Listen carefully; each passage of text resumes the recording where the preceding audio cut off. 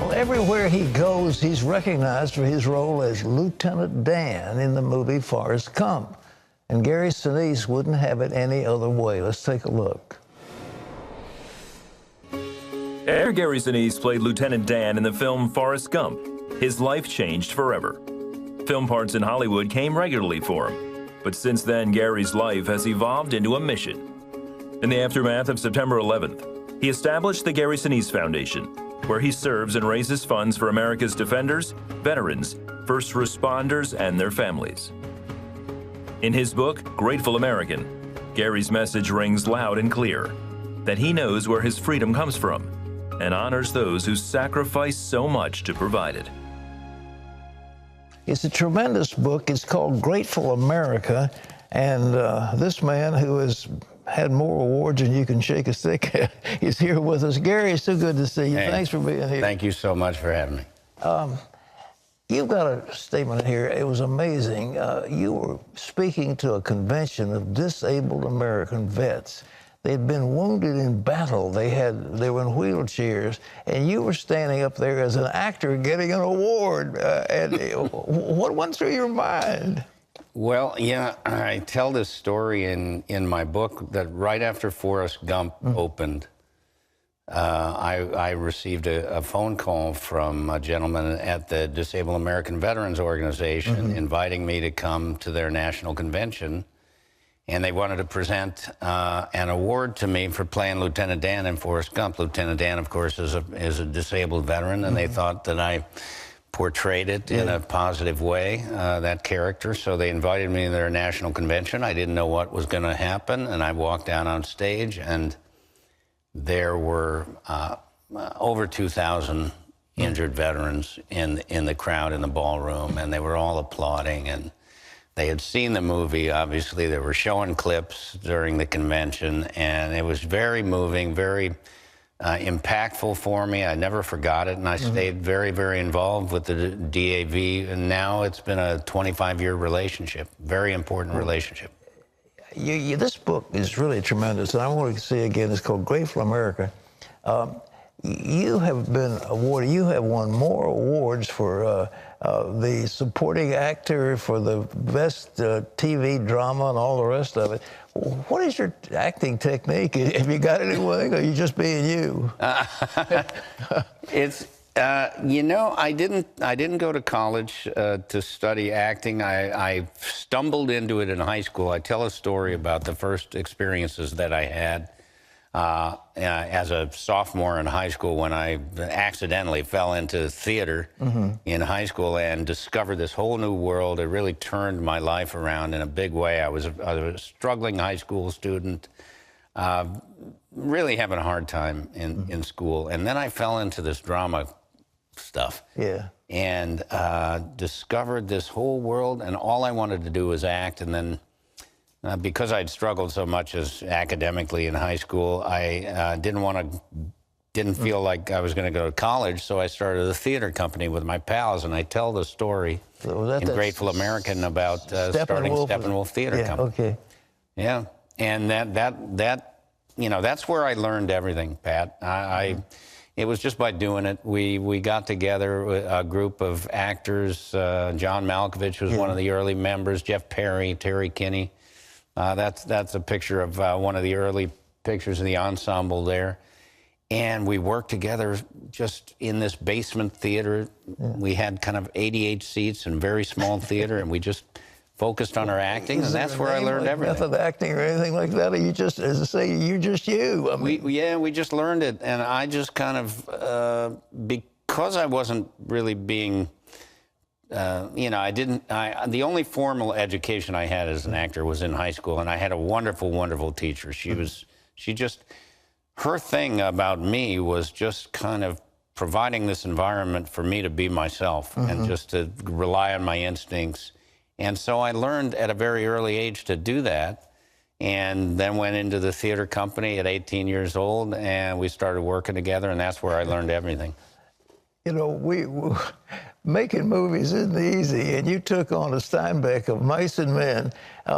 What drew you to that book and that movie? Oh, gosh. Well, as I said, I had this wonderful teacher in high school. Yeah. And I remember I was about 16 years old, 17 years old, and I grew up in the Chicago area, in a suburb of Chicago.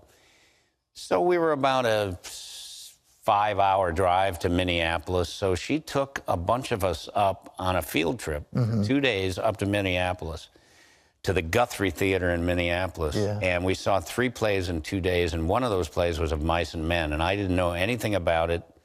Had never read Steinbeck, knew nothing about it. I was early to drama and just learning about it, and they did the play on stage, and I was completely knocked out by it. Incredible. So I fell in love with Steinbeck. I started reading The Grapes of Wrath and other things, and eventually we did the play at Steppenwolf. John Malkovich and I did the play in 1980. And then in 1990, we got the rights to develop The Grapes of Wrath as a Broadway production. We took it to Broadway. And it won the Tony Award for Best Play that year. And Elaine Steinbeck, John Steinbeck's widow, she controlled the rights to all his material. She gave us the rights to do The Grapes of Wrath, and we got to be very close. And I was standing with Elaine on backstage on the Broadway stage. And I said, would you give me the rights to make Of Mice and Men into a film? And she reminded me that it had been a film already, like 3 times at that point. And I said, well, I think I could do a really good job with it. I've loved it from the time I was 16 years old. Please give me the rights. And she did. She gave me the rights to make it into a movie. You were a casting director. Were you a producer? Did you actually direct some of it too yourself? I said I wanted to be in it. Yeah. I wanted to direct it, and I was going to produce it. You did. And we went to MGM and pitched the idea to do Of Mice and Men, and I asked Malkovich to do it with me, and MGM said yes. And so all of a sudden we were making the movie. You're directing. What do you look for? What are you trying to get out of a actor? You mean as a director? Yeah, as a director. And you were director of Mice and Men. What were you looking for? Right. You know, the advantage I had there was that I knew it so well. Do you remember Horton Foote? Yeah. Well, we got Horton to write the screenplay for Of Mice and Men. Okay. Horton had done so many great things. I mean, prolific playwright. He had done the adaptation of To Kill a Mockingbird, won an Oscar for that, I believe. And he was just a great person, and I thought he would do a great job with Of Mice and Men. And my producing partner, we teamed up. We went to him, and he wrote the screenplay. And then, you know, and because I had done the play and I knew it so well, I kind of had it all in my head how I wanted to see it, and I talked to Horton about it. And by the time we started shooting, I knew the material so well, having done it before, that it just all fell together. You took The Rascal to Cannes, where all those French critics are sitting, and they're all very professional, and they're as cynical as any bunch you'd ever see. And you showed this movie, and you didn't know when there was silence, and then what happened? Yeah, well, that's an interesting story in the book, because I had been to Cannes one other time with my first movie. I directed a movie called Miles from Home, which did okay. It didn't really do that well. So I was wondering what this next journey to Cannes was going to be like with Of Mice and Men. And when you go, when you're a filmmaker at Cannes and you're part of the competition, there are special seats that the filmmakers sit in that are right in the middle of the theater. And at the end of the movie, they bring the lights up on you, and you either take your punishment or you get applauded. Yeah. And if they like the movie, they applaud you. If they don't, you know, but you have to sit there and take it. And the lights came up on us, and the crowd just went crazy and started a standing ovation that lasted 10 or 12 minutes. That's unheard of. Yeah, they wouldn't let us leave. And so, of course, we thought, and this was the first screening for an audience, was at Cannes.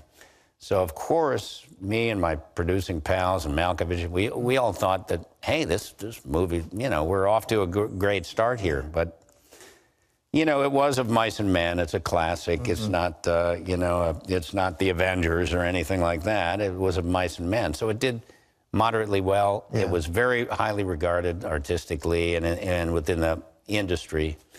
But, you know, it wasn't a big hit. But I'll tell you, over the last 20-some years since I've done it, I've had high school kids come up to me quite often saying that they've watched it in class because they study the book all the time. Yeah, yeah. So they always watch the movie. And more kids have seen it in their classrooms than I ever saw it in the theaters. All right, well, the big one we want to talk about, of course, is Forrest Gump. That was one of the greatest movies of all times. It was tremendously awarded. And I remember you were saying it got $100 million, and then it got $200 million, and then it got $300 million. And the acting, Tom Hanks was fantastic in that movie. I don't know how he did it. Oh, he was incredible to watch, incredible to work with, really fun. It was just, I hadn't done that many films before that. I had done Of Mice and Men, and Mice and Men came out in '92, and I auditioned for Forrest Gump in '93. All right. So the producers and the director saw Of Mice and Men.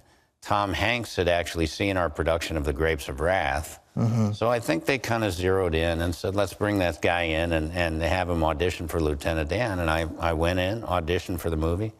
I got the part, and then we went to work on it, and every day was very special. The story is you had your legs blown off on a landmine, and Forrest Gump puts you on his shoulder and carries you to safety. That's the story? Yeah. And yeah.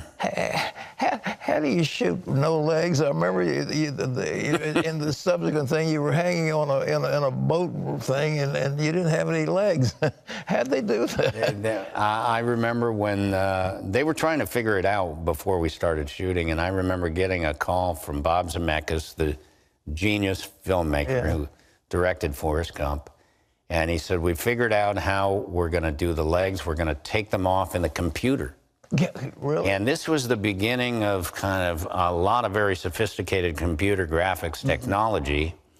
And that's exactly what they did. You know, the blue screen material, green screen, blue screen. They wrapped my legs from the knees down in this blue screen material. And I would just move around like my legs weren't there. And then later on, they went in and took out, you know, in post-production, they took out the blue screen that was on my legs, and so there wasn't anything there. Because if I'm here like this, and they take my legs out, then there's nothing here except a blank space, right? When you remove that from the film, so they would have to go in and put the chair in and put all the background in, frame by frame by frame by frame. They would do that. And it was very sophisticated at the time. It began a whole. Now you can anything you can think of, they can do. But at that time, people really thought that I was you didn't an have amputee. Yeah. Well, the portrayal of Lieutenant Dan, I mean, he got in some trouble. He was on the street and, you know, helpless. And that's what endeared the vets to you, right? Is the portrayal of that man recovering from those wounds. Well, he's a Vietnam veteran. I have Vietnam veterans in my family. So I remember when I had the opportunity, and I talk about this a lot in the book, because the Vietnam veterans on my wife's side of the family had really impacted me when I met them and when I talked to them. And back in the 80s, I started supporting various Vietnam veterans groups in the Chicago area.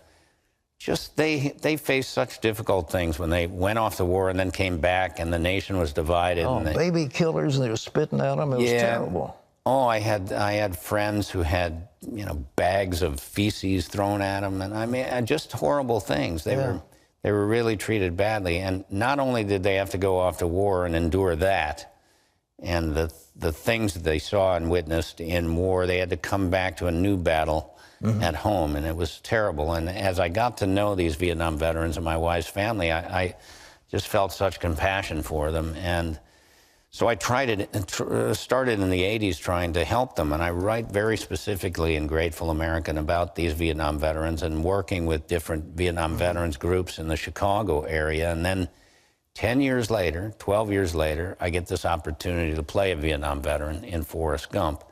Very much wanted to do that. Got the part. The movie opened.